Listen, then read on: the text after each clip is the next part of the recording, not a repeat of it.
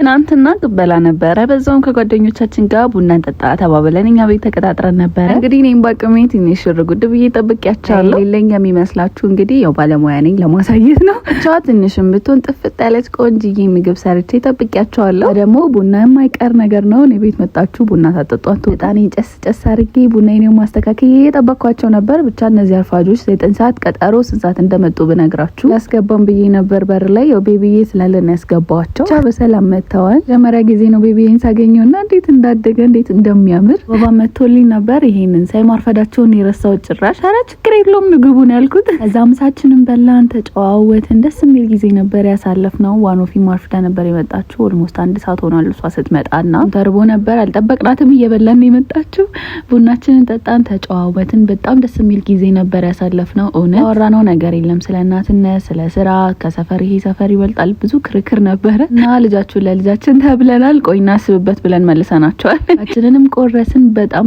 ደስ የሚል ጊዜ ነበር። እግዚአብሔር ያክብርልን ነው። ሌክስና ኮዚዬ በጣም ነው የምንወዳችሁ። ለየን ሁሌም በዚህ ያሰባስበን እላለሁ። ዋኖፊዬም እንግዲህ አንቺ ቤት መጣ እንደዚህ ለመብላት ያብቃን። ደስ የሚል ጊዜ ያሳልፈን ተጫወተን ተለያይተናል። እግዚአብሔር ያክብርልኝ ሁላችሁንም ስለመጣችሁ። እናንተንም በጣም ነው የምወዳችሁ። ባይ